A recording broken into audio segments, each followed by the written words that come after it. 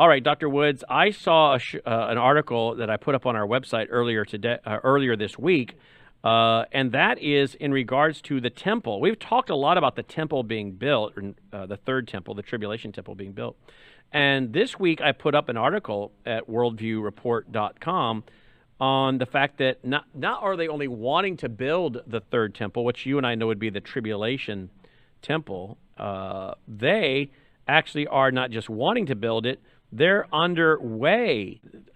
In our list of things to cover today, temple update, anti-Semitism, apostasy, world government, Daniel 9, verse 27 talks about that again, setting the context, Daniel 9:27, and he will make a firm covenant with the many for 1 week, meaning a short period of time. But in the middle of the week, he will put a stop to sacrifice and grain offering, and on the wing of abominations will come one who makes desolate, even until a complete destruction, one that is decreed, is poured out on the one who makes desolate. So the Bible tells us there's going to be this covenant, there's going to be a temple, they're going to have grain and offering, and then the Antichrist, of course, is going to desolate it. So we know people oftentimes will email or text or whatever and criticize that we're excited about the third temple. As we explained last week, we're not excited that they're going to be offering up sacrifices, folks. We believe Christ was the lamb to be offered up one time for the sins of those who place their faith and trust in him. But we do know that when we see that third temple being erected or built or talked about, it tells us where we're at on God's prophetic calendar. One of the things I don't think we've discussed yet is this temple is spoken of in 4 passages. You quoted one of them, Daniel 9:27. It's quoted again and predicted again in Matthew 24 verse 15, which quotes Daniel 9:27, and then a third time in 2 Thessalonians 2 verse 4. But it's also referred to in the book of Revelation, chapter 11, verses 1 and 2. And there, John is told in the vision, when he sees this third temple, to measure it. And the reason he's measuring it is it kind of correlates with the book of Zechariah, chapter 2, I believe it's around verse 8, where if you measure something, you're trying to ascertain its spiritual quality. And so when John is told to measure it, basically what's being revealed there is God is showing that this temple comes short of his criteria. In other words, it's a temple that's not built for the right reasons. It's a temple built out of unbelief. It's a temple built, out of nationalistic pride rather than love for God. And it's the Jews, typically looked at the temple, unfortunately, as you read the book of Jeremiah, for example, as sort of a good luck charm. And that's why it's being measured there in Revelation chapter 11, verses 1 and 2. And it's actually going to be something that the Antichrist will enter and then betray the Jewish people by desecrating it. So I just wanted to get that point across. Just because we say a third temple is coming and we're excited about it coming doesn't mean we think it's a spiritually good thing. Mm-hmm. I mean, you're dealing with people, the Jewish people in their state of unbelief, that have Hebrew Bible, what we call Old Testament, but they're functioning without the light of the New Testament. And so through this process, they're going to get a rude awakening, and it's actually all good because through it all, they're going to come to know nationally, Yeshua or Jesus as their Messiah.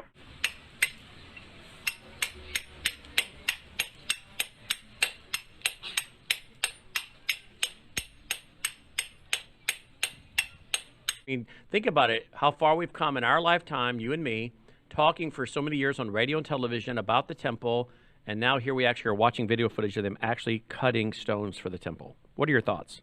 Well, it's fascinating, and that's why I found this article very interesting from Israel 365 News. It says, Jews begin building the third temple on Israel Independence Day. And the opening line of the article says, while most Israelis were celebrating Independence Day by having family barbecues, a small group gathered in the old city of Jerusalem and began chipping away at stones, preparing for them to be used in the prophesied third temple. Yeah, well, here's the rabbi with the stones that we're talking about, and he's quoting another rabbi from all the way back in 1937, who said, quote, there are hearts and there are hearts. There are human hearts and there are hearts of stone. These stones There are stones and there are stones. There are silent stones and there are stones which are hearts. These stones, remnants of our dwelling on high, retain their holiness even in desolation. And it quotes some things from the Talmud. And it says, the Shekinah has never left the western wall. These stones are our hearts. And it just shows you the mindset that they have. As you scroll down in the article, you run into this guy named Joseph Wander, and he's participating in this, and he says, quote, this was an important act unto itself and a message to the nation as well as to the world. But it was also a message to Hashem that we're not just sitting around waiting for the Messiah. We had the intention to show that we are actively working to bring the third temple as prophesied and as commanded. And so, close quote, I mean, they're building this because they're not waiting for the Messiah. They believe they have to build this so that the Messiah will come. And tragically, that Messiah, small case M, is going to be the Antichrist.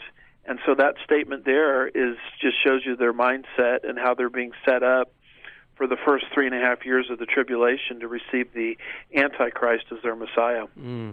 Wow. And that breaks our heart because we don't want to see that, but we know that in God's prophetic plan and economy, he's going to use that to draw them to himself, correct? Yeah, that's why Jesus said, all these things must come to pass. The end is not yet. And there has to go, Israel has to go through this breaking process to get them to the point where they're willing to acknowledge that their Messiah is Jesus Christ. When you look at Daniel 12 and verse 7, it basically is describing what God is doing to Israel in the second half of the tribulation period. And it says there that he is breaking down the holy people. He's shattering the holy people. And what he's doing there is he's shattering their pride, putting them in a position where they, are going to recognize their need for Jesus. And to be honest with you, Brandon, this is not just something that goes on for national Israel yet future. All of us that know Jesus personally can recognize that that's the pattern of God in all of our lives. Again, kind of tells us, Daniel 9:27, overview of the tribulation. We have the 3.5 years, the midpoint of the tribulation, which is where the Antichrist desecrates the temple and ends sacrifice, and the last 3.5 years to complete the 7 years, and then the second coming of Christ. All right? I believe that Temple 3, which is on the precipice of being rebuilt, is probably going to be destroyed in the 7th bowl judgment in Revelation 16, which is a description of the greatest earthquake in human history. And I think there is where that temple will be destroyed. And then once the Lord establishes his millennial kingdom, it will be replaced by the millennial temple that's described in Ezekiel 40 through 48, that the Shekinah glory of God will enter.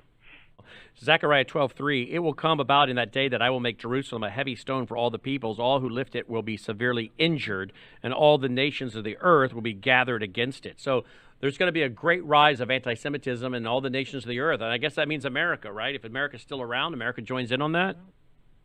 Well, people often ask, where is America in Bible prophecy? And based on current trends, I would say she's right there in Zechariah 12, verse 3. And also in Zechariah 14, verse 2, both passages predict every nation on planet Earth, which would include the late great USA, will come against Israel and Jerusalem in the last days. What? Is this authority that will be given the impact of 99.4% of all of the people in the world. There are 193 nations belonging to the UN. The Biden administration is bringing amendments that were proposed that all nations of the earth cede their sovereignty over their national health care decisions to the World Health Organization, close quote. Why bring this up in a prophecy update? Because Bible prophecy, Daniel 7, verse 23, predicts a coming one world government.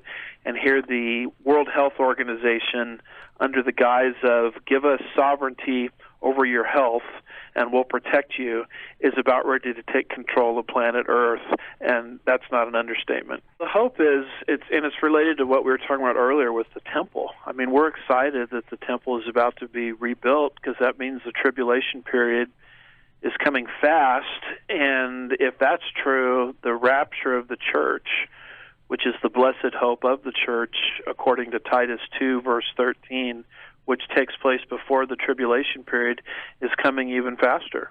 You know, the signs of Christmas tell us that Thanksgiving is near. And if there's ever a time to be sold out for the cause of Christ, you know, having trusted in Him and His grace, and then through progressive sanctification to be living for Him aggressively, this would be the time in history to do it.